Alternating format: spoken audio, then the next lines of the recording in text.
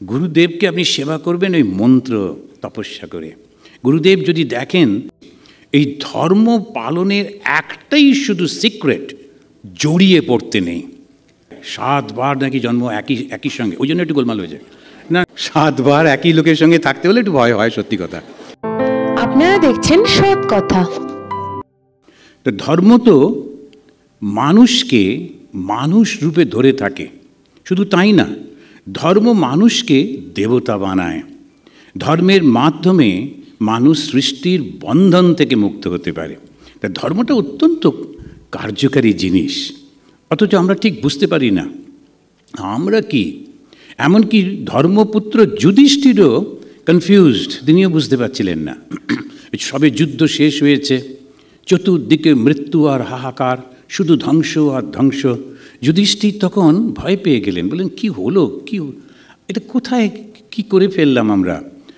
এখন তিনি তখন ছুটলেন পিতামহ দেবব্রত ভীষ্মের কাছে, গিয়ে তাকে বলছেন যে ইমে বই মানবা সর্বে ধর্মম প্রতি বিশঙ্কিতঃ। সমস্ত মানুষ এখন ধর্মটাকে ঠিক পছন্দ করতে পারছে না, তারা শঙ্কিত হয়ে আছে, আশঙ্কিত হয়ে আছে। এ কী ধর্ম যে মানুষ মানুষকে খুন করায়, ভাই ভাইকে খুন করে, তা ধর্মটা তাহলে কোথায়?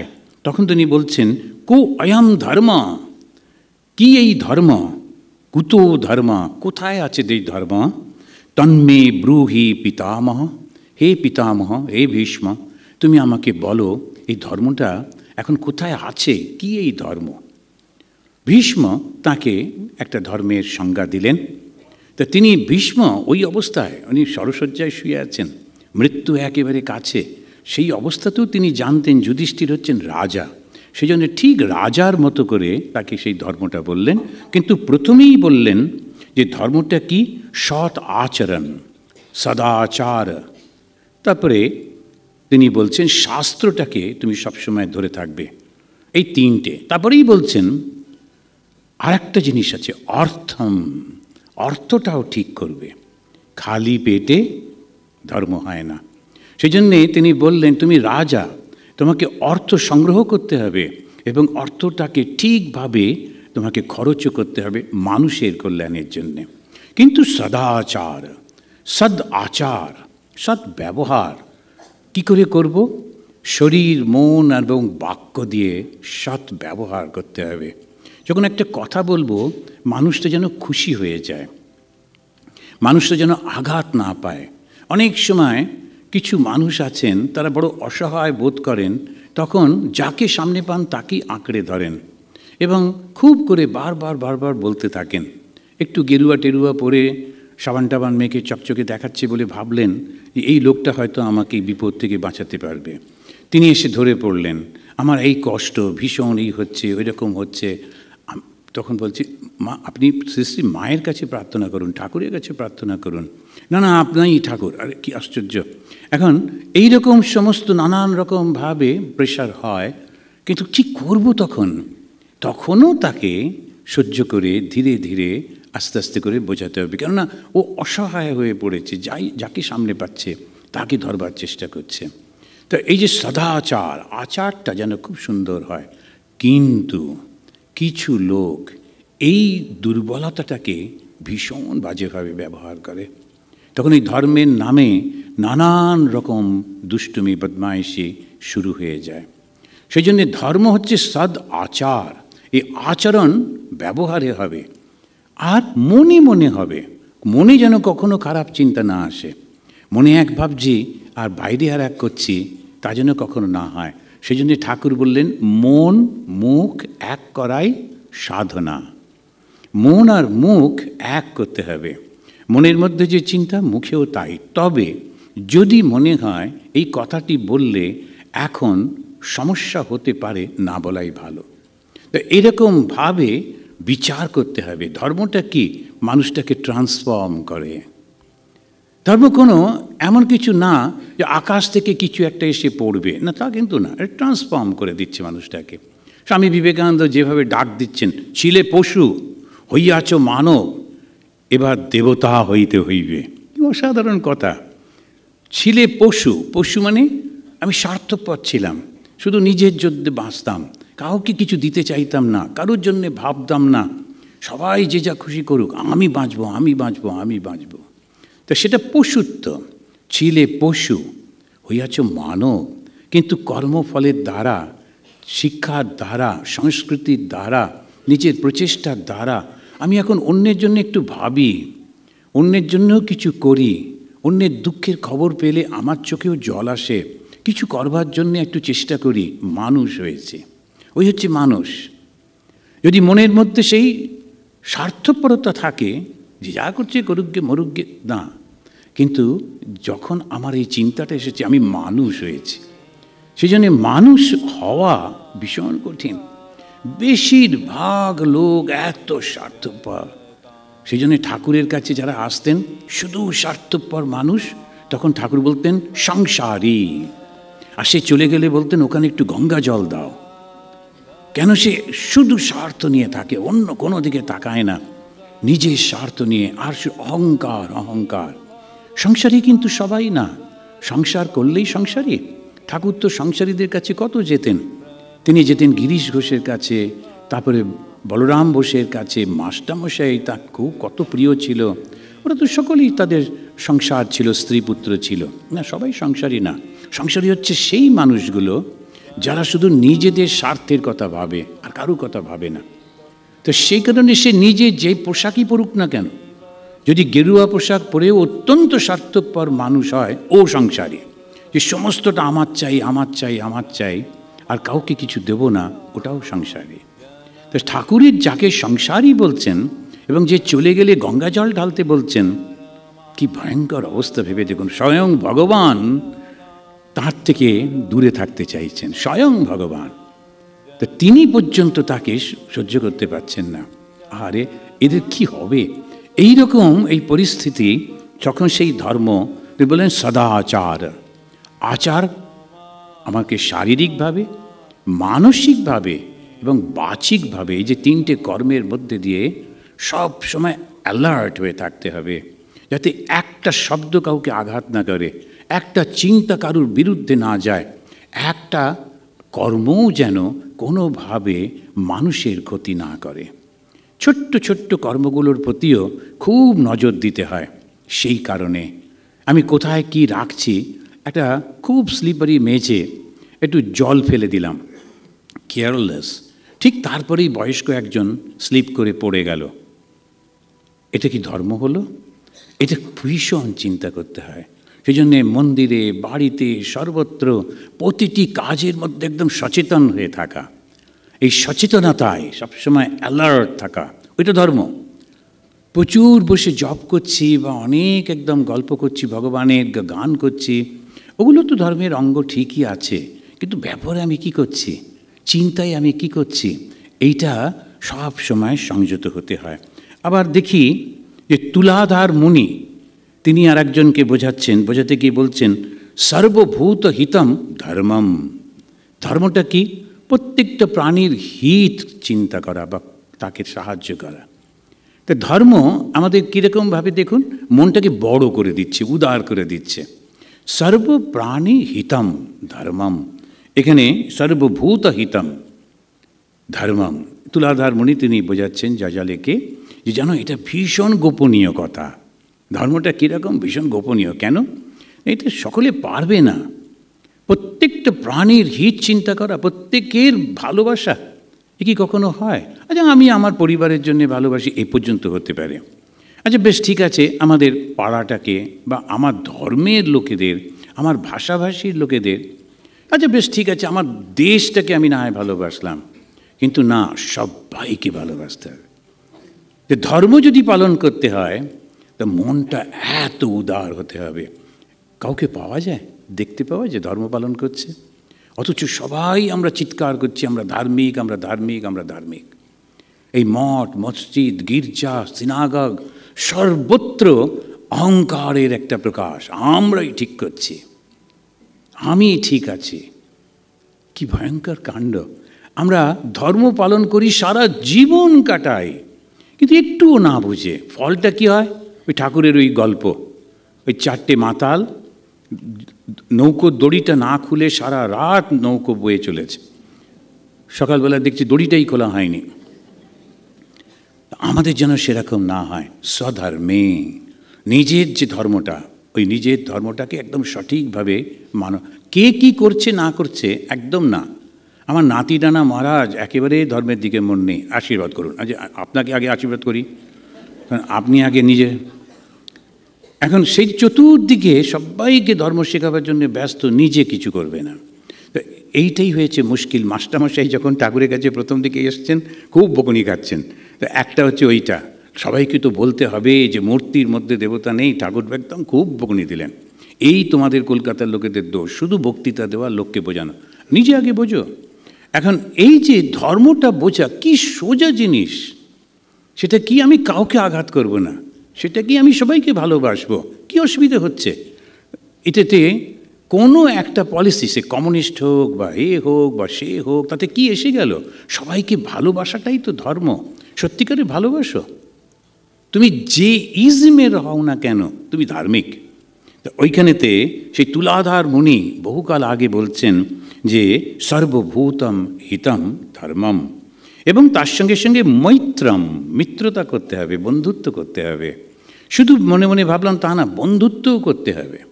সেদিন স্বামীজি বিবেকানন্দ বলছেন নট অনলি টলারেশন, টলারেট করলাম যাকে যাকে যা করছে করুক গিয়ে, না, অ্যাকসেপ্টেন্স অলসো।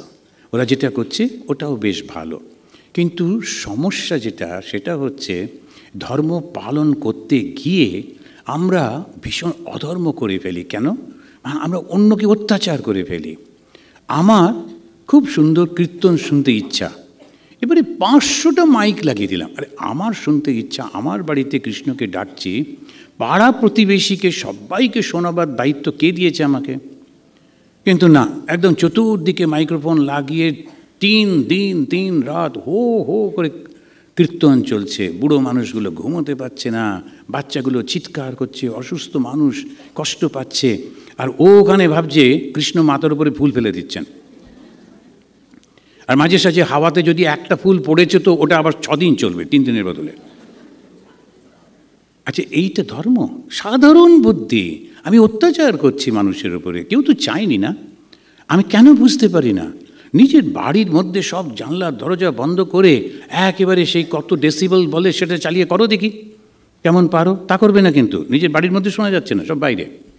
প্রত্যেককে ধার্মিক করে নিজে অধার্মিক হয়ে বসে থাকলো। এইটাতেই উনি বলছেন যে কাউকে কষ্ট দিও না। বেদ গীতাতে আমরা দেখি উনি বলছেন অহিংসা, সত্যবচন, সর্বভূত হিতম। এইসব প্রথম হচ্ছে অহিংসা, সত্যবচন আর সর্বভূত হিতম। এখানেও বলছেন সর্বভূত হিতম। তো অহিংসা কি? কারুর প্রতি তো সবার প্রতি ভালোবাসা রয়েছে। তার ধর্ম মানুষটাকে কি করছে? প্রেমিক বানিয়ে দিচ্ছে, হিংস্র নয়। যখন ধর্ম মানুষকে হিংস্র বানিয়ে দেয়, ধর্মের নাম নিয়ে যখন রে রে করে তারা খুন করতে যায়, তখন ভগবানও সেখান থেকে দূরে চলে যান, না এরা নয়, এরা আমার নয়। কিন্তু আমরা ধর্মের নাম নিয়ে অন্যের গলা কাটি, নিজেও মরি। কি ভুল, কি ভুল, সেইটাই বোঝবার সময় এসে গেছে। ভালো করে বুঝতে হবে ধর্ম একটা ট্রান্সফরমেশন, ধর্ম কনভার্সন নয়। যখন আমরা হলাম দলে দলে সবাইকে দিয়ে দাও এই ধর্ম, দিয়ে চতুর্দিকে ধর্ম প্রচার করে টোরে দারুণ, এই দেশটা আমার ধর্মের, ওই দেশটা আমার ধর্মের, আমরা এত লক্ষ্য খুব খুশি, কিন্তু পশুর মতো হয়ে গেলাম, কিচ্ছু জানি না। কিন্তু ধর্মটা হচ্ছে নট ওই কনভার্সন, ট্রান্সফরমেশন। আবার মায়ের কথা, মা বলছেন বাবা ঈশ্বর লাভ হলে কি দুটো সিংহ যাবে? ভেতরটা পাল্টে যাবে। আমাদের জিজ্ঞেস করতে হবে না মহারাজ আমি কি একটু ঈশ্বর লাভ করেছি, ঈশ্বর লাভ কবে করব? রোজ নিজেকে চিন্তা করে দেখুন, আমি কি সবার জন্যে ভালোবাসতে পারছি? যে আমার নিন্দামন্দ করে তাকেও কি একটু ভালোবাসতে পারছি? তার জন্যে প্রার্থনা করতে পারছি? ধীরে ধীরে ধীরে ধীরে মনটা এত বিশাল হয়ে যাচ্ছে। এইটা এবারে ভগবদ্ গীতার 18 অধ্যায়ে ভগবান শ্রীকৃষ্ণ খুব সুন্দর করে সমস্ত সব কিছু সাজিয়ে দিয়েছেন। তারপরেই বলছেন সধর্মে, তারপরেরটা আমি বলিনি, কিন্তু পরের লাইনটাই হচ্ছে আসল, পরের শব্দ দুটোই হচ্ছে আসল। সেটা কি? নিধনম শ্রেয়। আমি আমার ধর্ম পালন করতে গিয়ে যদি মারাও যাই তবে ঠিক আছে। সে ধর্মটা কী রকম, কার ধর্ম? এইখানেতে স্বয়ং ভগবান তিনি বলে দিচ্ছেন। এই ভগবদ গীতাতে আমরা দেখতে পাচ্ছি যে তিনি বলছেন,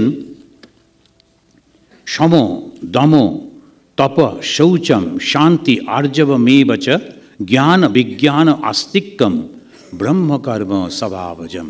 তিনি সমাজকে তার নিজের নিজের গুণ এবং ক্রিয়া অনুযায়ী 4টে ভাগে ভাগ করলেন। প্রথম হচ্ছে ব্রাহ্মণ। ব্রাহ্মণ অত্যন্ত পূজনীয়। ব্রাহ্মণকে কখনো হত্যা করা যাবে না।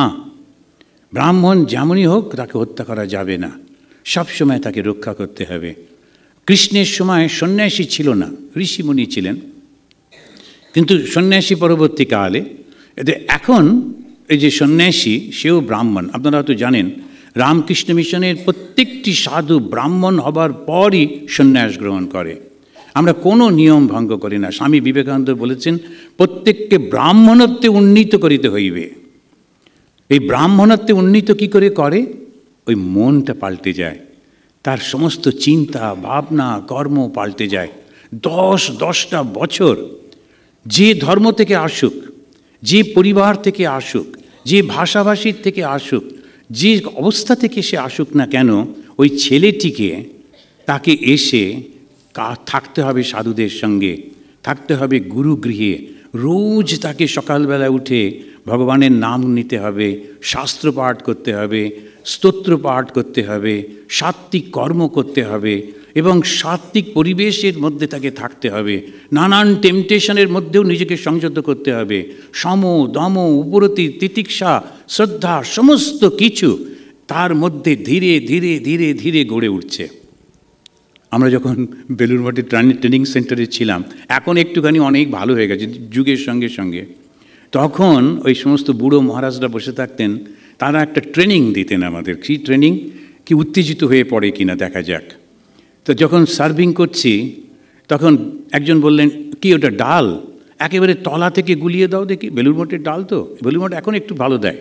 আগে জল ছিল 90 ভাগ, ডাল ছিল 10, তো একদম তলায় পড়ে থাকতো। বলে তলা থেকে দাও। এবার তলা থেকে ডাল তুলে যখন দেওয়া হলো, ডালটা একটু মিশে গেল, গিয়ে উনি নিলেন। পরের জনই বসে বসে শুনছেন কি হলো। যেই তার কাছে গেলাম, বলে শুধু জল দেবে, ডাল যেন না পড়ে। এবারে অপেক্ষা করো, ডালগুলো আবার সেটেল করলে তখন জলটা দিতে হবে। আবার পড়ে যাচ্ছি, তখন যে ধুতিটা সেটা একটু মাটিতে লাগছে, ধুতির শেষটা। তখন একজন বলছে, এটা কি এরমভাবে টাকা নষ্ট করছো ঠাকুরের? ধুতিটাকে একটু উঁচু করে পড়তে পারো না? এবারে একটুখানি উঁচু করে পড়ে যখন গেলাম, পরের জন বলছে, এই বিচ্ছিরি নোংরা পা দুটো দেখাচ্ছ কেন, ঢাকো। এখন ওর মধ্যে মাথা ঠান্ডা রেখে, উনি তো বললেন বলে চিৎকার করলে হবে না, একদম মাথা ঠান্ডা রেখে করতে হয়। নানান জন। আর জানেন, তা আমার জীবনের সেই ঘটনা, তো ওখানে আমাদের সময় যে মহারাজ ছিলেন বেলুড় মঠের পূজারী, 2 মাস করে অনেক বিভিন্ন রকমের সব ডিউটি পড়ে। একটা হচ্ছে ঠাকুর ঘরে, ওই মূল মন্দিরে হচ্ছে মেঝেটা মুছতে হবে, মেঝেটা শ্বেত পাথরের। আর উনি ওই সাদা চন্দন একটু ছড়িয়ে ছড়িয়ে রাখতেন এখানে ওখানে, সাদা চাল এখানে ওখানে ফেলে রাখতেন। উনি জানতেন কোথায় ফেলেছেন। তারপরে খুব শান্ত মুখে বলতো যে পরিষ্কার হয়ে গেছে, পরিষ্কার হয়ে গেছে, আচ্ছা বেশ। এসে দেখতাম, এই এটা কোথায় পরিষ্কার হয়েছে বলে খুব বকুনি। তো আমার আগের জন খুব বকুনি টকুনি খেয়ে একটা এক্সপিরিয়েন্স, একটা সিস্টেম ও ডেভেলপ করেছিল। সেটা হচ্ছে এসেই ঠাকুরকে লম্বা হয়ে প্রণাম করা দরজা থেকে, আর এরম করে দেখে নেওয়া কোথায় কোথায় চালগুলো পড়ে আছে। এখন আপনি যদি এরকম করে দেখেন তো দেখতে পাবেন কোথায় চাল টালগুলো রয়েছে। এবারে ওই গিয়ে গিয়ে টুকটুক করে প্রথমে ওইগুলো ঠিকঠাক করে ফেলা, তারপরেতে মেঝেটা পরিষ্কার করা। ও খুব ভালো ছিল। আগে নিজে খুব বকুনি খেয়েছে, কিন্তু আমাকে বাঁচিয়ে গেল। ফিসফিস করে বলল, এই হচ্ছে সিস্টেম, বুঝলে, শুয়ে পড়ো শুয়ে পড়ো। ওইটা তো আমি শুয়ে দেখলাম, হ্যাঁ ঠিকই আছে। আর আমাকে উনি বকতেই পারলেন না। রোজই আসেন আর দেখেন, আর খুব সন্দেহ চোখে দেখেন কী করে পারছে কী করে। আমি আবার পরের জনকে সেটা হ্যান্ড ওভার করেছিলাম, শুয়ে পড়ো। তো এখন এই সমস্ত করে ধীরে ধীরে খুব সুন্দর একটা আনন্দের মধ্যে দিয়ে, এই যে নয় যে আমরা বাড়িতে খুব ওখানে সবাই মিলে আদর আপ্যায়ন করে ভীষণ বকুনি টকুনি দেয়, কিন্তু তথাপি তার মধ্যে দিয়ে একটা খুব সুন্দর শিক্ষা গড়ে ওঠে, মনটা খুব সুন্দর হয়ে ওঠে। তা এইটা ধীরে ধীরে করতে হয়। ব্রাহ্মণত্বে উন্নীত হইতে হইবে। ব্রাহ্মণ মানে কি? যার মনের সংযম রয়েছে, যার চেতনা একেবারে সঠিক, যে কখনো ভুল করবে না, লোভ প্রলোভন সামনে থাকবে কিন্তু তবু নিজেকে সংযত করতে পারে। শুধু ব্যানার্জি চ্যাটার্জি মুখার্জি বাড়িতে জন্মালেই ব্রাহ্মণ তা কিন্তু না। ব্রাহ্মণ হচ্ছে এই গুণগুলো। সে ক্ষমা করতে পারে, তাকে লোকেরা নিন্দামন্দ করে, অনেক সময় চুপ করে থাকতে হয়। হ্যাঁ ঠিক আছে, যে নিন্দা করছে ও একদিন চলে যাবে, আমিও একদিন চলে যাব, কিচ্ছু থাকে না, কিসে নিয়ে ঝগড়া আর কী জিনিস। এই ক্ষমা করতে শিখতে হয়, আর খুব সরল হতে হয়, স্বাভাবিক সরল ভাব, বোকা নয়, ভীষণ ইন্টেলিজেন্ট, ভীষণ চালাক, সব বোঝে, কিন্তু তার ব্যবহারের মধ্যে খুব সরলতা থাকে, সিম্পলিসিটি থাকে, সমস্ত জিনিসটাকে সে সোজাভাবে নেয়। একবার একজনের বাড়িতে খেতে গিয়ে, আন্দামানের ঘটনা বলেছি, শুনেছেন হয়তো, তো আমার তো আর বেশি ঘটনা হচ্ছে না, সব তো শেষ হয়ে গেছে। তো এখন ওখানেতে যেতাম, তিনি ওই ভদ্রমহিলা তো নানান রকমের খাবার টাবার তৈরি করে আমাকে ডাকতেন, মহারাজ একটু আসুন, আর কিছু খেতে পেতাম না, ভালো একটু খাবার দেখে আসি। মাঝে মাঝে বিচ্ছিরি হতো, নন বেশি এটা ওটা। তো তার পাশের মহিলা তিনি আমাকে ফোন করে বলছেন, জানেন ওরা কি মনে করে আপনি যে যান? বলেন মহারাজ আমাদের বাড়িতে এসে কি আনন্দ করে খান, চেটে পুটে খান। তা আমরা ভাবছি আমি একটু রেগে যাব, কিন্তু আমি বললাম না না, এটাই তো স্বাভাবিক। যারা রান্না করেন তারা চান যে তার রান্নাটা পরিপূর্ণভাবে কেউ গ্রহণ করুক, একটুখানি মুখে দিয়ে ফেলে দিলে তার তো কষ্ট হয় না। তো সেই জন্যই উনি বলেছেন, ঠিকই তো বলেছেন, চেটেপুটেই তো খাই, কেন খাবো না, ভালো রান্না। এখন উনি চেষ্টা করছেন রাগিয়ে দেবার জন্যে, কিন্তু না, একটু মনটা ঠিক রাখতে হয়। কেউ এসে একটা কারুর সম্পর্কে বলছে, একটু নিন্দা করছে, যে বলছে প্রথমে আগে ডাকে দেখতে হয়, এ ঠিক লোক তো, ঠিক বলছে তো, ঠিক মতোভাবে বলে কি না। বেশিরভাগ লোক বলার সময় 60-70% নিজের কথা যোগ করে, আর মোটামুটি 30টা দিয়ে একটু বলে দেয়। সেই কারণে আমরা অনেক ভুল বুঝি, কখনো করতে নেই। ধার্মিক যদি হতে চান, এমনি থাকবেন সাধারণ মানুষ হয়ে, জন্মালেন মরলেন, একটা ঠিকই আছে, কিন্তু যদি ধার্মিক হতে চান, তপস্যা, এই তপস্যাটা কি অ্যালার্টনেস, আমি যেন একটাও বাড়িয়ে বা কমিয়ে না বলি, ঠিক ঠিক যেন করি প্রত্যেকটা কর্মের মধ্যে। ক্ষমা, সরলতা, শাস্ত্রজ্ঞান, শাস্ত্রজ্ঞান একটু রাখতে হয়, তা না হলে এই যে শাস্ত্র তারা নির্দেশ করছেন, ঈশাবশ্যমিদম সর্বম যৎকিঞ্চ জগত্যাম জগৎ, এই সর্বত্র সেই ভগবান রয়েছেন। আমি বুঝতেই পারলাম না, জানলামই না, ভীষণ ভুল হয়ে যায়। তো সেই কারণে একটু শাস্ত্রজ্ঞান দরকার। শুধু তাই না, তত্ত্বের অনুভূতি, আপনার মধ্যে সত্যি একটু অনুভূতি কি এসেছে? ওই রকম না, মহারাজ জানেন আমি গেলাম, অমনি মন্দিরের দরজাটা না একটু বন্ধ হলো আর খুললো, বন্ধ হলো আর খুললো। আচ্ছা, কেউ ওখানে কাজ করছিল, সে খুলছিল বন্ধ করছিল।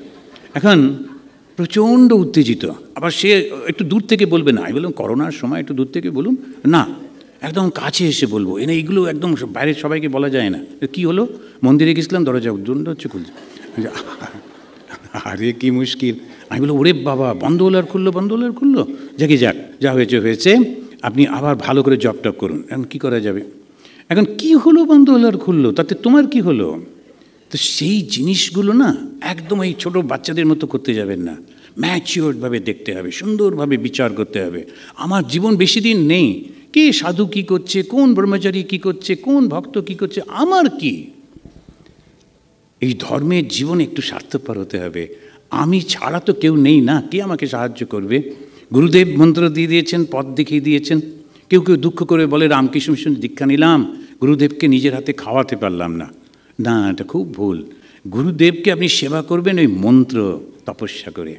গুরুদেব যদি দেখেন যে মন্ত্রের মাধ্যমে আর এই সমস্তগুলোর মাধ্যমে আপনি আস্তে আস্তে করে এত এত এত ভক্ত সম্মেলন হচ্ছে, এইখানে তো কলকাতাতে কত সাধু কত সুন্দর করে সব বোঝাচ্ছেন, প্রতিটি শাস্ত্র কি সুন্দর করে। আর একটা জিনিস একটু উৎপাত হয়েছে আজকাল এই আমাদের এই ইউটিউবের মাধ্যমে, আর সে কী যেন বলে, ওই ক্যামেরার মাধ্যমে। মহারাজ আপনি আমাদের এখানে একটা বক্তৃতা হয়েছে, আপনি বলবেন। আরে কলকাতার সাধুর অভাব আছে? আর অত্যন্ত পণ্ডিত সমস্ত সাধু, অত্যন্ত ভালো সবাই রয়েছেন, চতুর্দিকে রয়েছেন, তাদেরকে না করে যেহেতু আমেরিকা রয়েছে, ভীষণ ভুল। শুধু মধু কেন আমেরিকার সাধুদের ডেকে ডেকে করতে হবে? কেন আমরা কি বেশি স্পেশাল, লেজ স্টেজ আছে? সেরকম কোনো কিছুই তো নেই। একদম না। যে স্বামীজি ভালো বলতে পারেন, যার মাধ্যমে শাস্ত্র জ্ঞান আছে, জীবনটা ভালো, তাকে ডাকবেন। রামকৃষ্ণ মিশনে প্রত্যেককেই খুব সুন্দর করে বলবেন। সেই কারণেতে শাস্ত্র জ্ঞান আর তত্ত্বের অনুভূতি এটা ব্রাহ্মণের লাগবেই লাগবে। যদি তা না হয়, ওই কারণে ব্রাহ্মণকে জগতে মাথায় করে রাখে, ব্রাহ্মণকে সকলে এত সম্মান করে। শুধু পৈতেটা ধুয়ে টুয়ে পরে খালি গায়ে বেড়ালেই না, ওটা ভুল। ওই খড়ম টড়ম পরতে পারেন, চলতে বেশ কষ্ট হয়, কিন্তু লাভের লাভ কিছু নেই।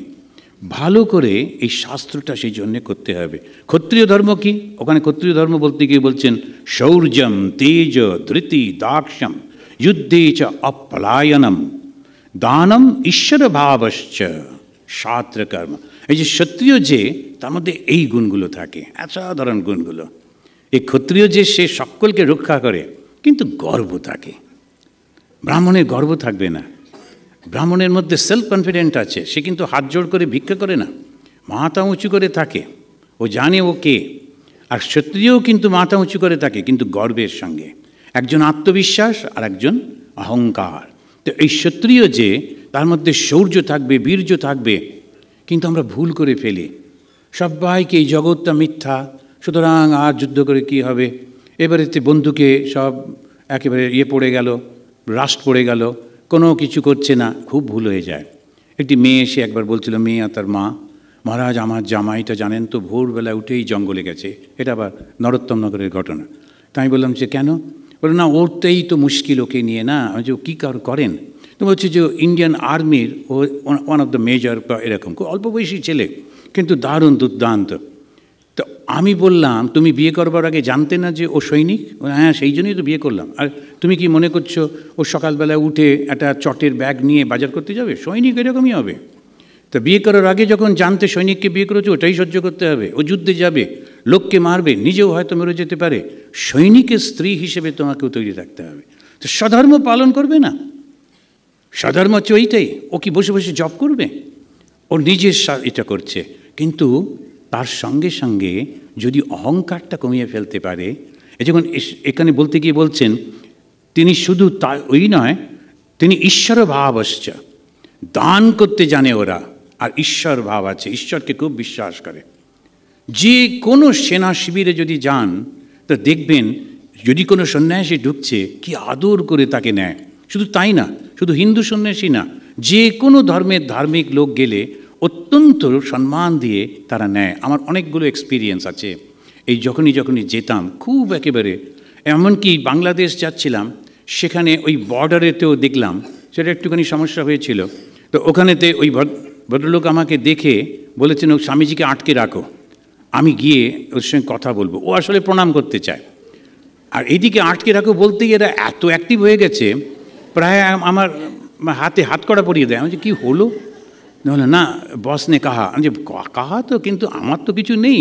ওই দেখো আমার সাধুরা দাঁড়িয়ে আছে, এখান থেকে উপরে যাব, ওদের কাছে যাব। তারপর বলছে না, বস নে কাহা। এটা ঘরের মধ্যে বসিয়ে রেখে দিল। তারপরে ওই ছেলেটি এলো, এসেই একেবারে টুপি খুলে, জুতো খুলে, লম্বা সাষ্টাঙ্গ হয়ে প্রণাম করে বলছে, ইতনি সালো বাদ এক গেরুয়াধারী বস্ত্রধারী কো দেখা বহুত আনন্দ হওয়া। উত্তরপ্রদেশের ছেলে, খুব এরকম ভক্তি। আমি বললাম, সে তো তোমার হলো, এদিকে আমার তো প্রাণ বেরোয়। কেননা ওরা ভেবেছে তুমি বলেছো পকড়কে রাখো, ওরা পকড়ে রেখে দিয়েছে।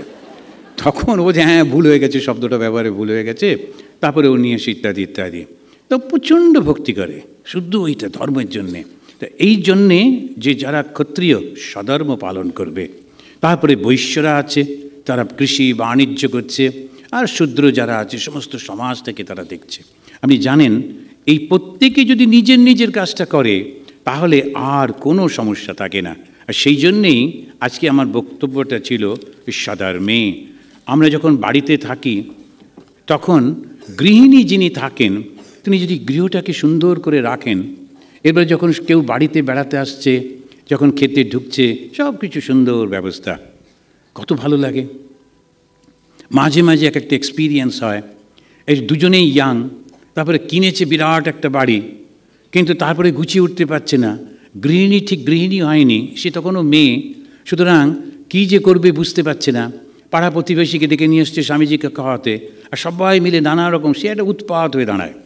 তো সেই কারণে আমি দেখলাম স্বামীজি বলেছিলেন সিস্টার নিবেদিতাকে সমস্ত শিক্ষার সঙ্গে মেয়েদেরকে এই শিক্ষাটাও দিতে হবে, যাতে সে গৃহটাকে সুন্দর করে করতে পারে। কি করতে হয়, কেমন করে করতে হয়, কিভাবে সাজাতে হয়, খাবার টেবিল, চেয়ার, অমুক তমুক সব কিছু সুন্দর করে সে রাখবে। ওটাই তার কাজ। সবাইকে বাইরে গিয়ে কাজ করতে হবে কেন? সধর্ম। আমি এই পরিবারের মধ্যে আছি, আমি এইভাবে সধর্ম পালন করব।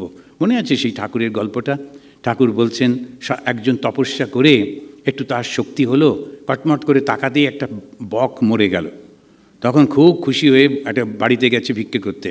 তো বাড়ির থেকে ভেতর থেকে বলছে, বাবা আমার হাত জোড়া, সবাইকে খেতে টেতে দিচ্ছি, তুমি একটু বসো, সাধুর কী কাজ, বসো, বলে আমি দেবোক্ষণ তোমাকে খেতে। আর সাধু ভাবছে, আরে জানে না আমি কটমট করে তাকালে ও শ্বশুর মশুর এক্ষুনি সব যাবে পুড়ে। ভেতর থেকে ও শুধু ভেবেছে, ভেতর থেকে ওই বউটি বলছে, আমরা কাক বক নই যদি তাকাবে আর পুড়ে যাবো, চুপ করে বসো, খেতে চাও তো। এখন এই শক্তিটা কি করে? স্বধর্মে। যেমন মা তুমি এটা কি করে পেলে, কি তপস্যা করেছো? আমি শুধু আমার স্বধর্ম পালন করেছি। এই ধর্ম পালনের একটাই শুধু সিক্রেট, জড়িয়ে পড়তে নেই। সমস্ত কাজ করব করে ঈশ্বরে অর্পণ করে দিতে হয়। তিনি বলছেন সমস্ত কিছু আমাকে দিয়ে দাও। ভগবত গীতাতে তিনি বলছেন, যৎ করোষি যদস্নাসি যৎ জোহসি দদাসি যৎ তপস্যসি কৌন্তেয় তৎকুরুষ্য মদ অর্পণম। আর একটা অসাধারণ কথা বলছেন, মাম অনুস্মর যুদ্ধ চ। আমরা সংসার করতে পারবো না তাকে স্মরণ করতে করতে? যুদ্ধে যেতে বলছেন, যুদ্ধ করতে করতে আমাকে স্মরণ করো। আর আমরা সংসার করতে পারবো না? আমরা যখন অফিস করছি, কাছারি করছি, কোনো কাজ করছি, একটু কি মনের মধ্যে চোখটা বন্ধ করে ঠাকুর আছো তো, হ্যাঁ বাস ঠিক আছে, আবার কাজ করছি, করতে পারি না? আর কি পরিবর্তন হয়ে যাবে, মানুষ থেকে দেবত্বে উন্নীত হয়ে যাব। জানেন, আমরা যখন এক একটা কাজ করি সেই স্বধর্মের সঙ্গে সঙ্গে আর একটা হচ্ছে কর্তব্য পালন, কথা রাখা। ধর্ম পালন করতে হবে কিভাবে? কথা রাখতে হবে। সেই একেবারে প্রাচীন যুগে আমরা দেখি যেখানেতে ধর্ম পালনের জন্যে নচিকেতা তার বাবাকে বলছে, অনুপশ্য যথা পূর্বে প্রতিপশ্য তথা পরে, শস্যমিব মর্ত পচ্যতে শস্যমিব অজায়তে পুনঃ। কি বলো বাবা, একবার কথা দিয়েছ আবার সেটা ফিরিয়ে নেবে? তুমি কি ওই লতা পাতাগুলোর মধ্যে মতো, ওই ঘাস ফুসের মতো জন্মাবে আর মরবে? মানুষ মানে কি, একবার কথা দিয়েছি তো কথা রাখতেই হবে। শ্রীরামচন্দ্র বলছেন, বাবা মারা গেছে, যে কারণে তাকে বনে আসতে হয়েছিল, সেই মাও এসেছেন কৈকেয়ী, এসে বলছেন বাবা ভুল হয়ে গেছে, ফিরে চলো। কিন্তু উনি বলছেন না, সমাজে ভুল মেসেজ যাবে, কথা যখন দিয়েছি কথাটা রাখতে হবে। একবার যখন কথা দিয়েছি, তো তিনি কথা রাখছেন। যখন সুতীক্ষ্ণ মুনিদের আশ্রম থেকে বেরোচ্ছেন, অন্যান্য সমস্ত ঋষিরা বলছে, রাম তুমি রাজা, আমাদের রক্ষা করো, আশেপাশের লোকগুলো বড় অত্যাচার করছে আমাদের। তখন রাম বললেন, যদি ওরা অত্যাচার করে আমি ওদের হত্যা করব। অন্য আশ্রমে যাচ্ছেন, সীতা তার সঙ্গে আর্গুমেন্ট করছেন, বলছেন তুমি তো এখন রাজা নাও, কেন তুমি এদেরকে মারবে?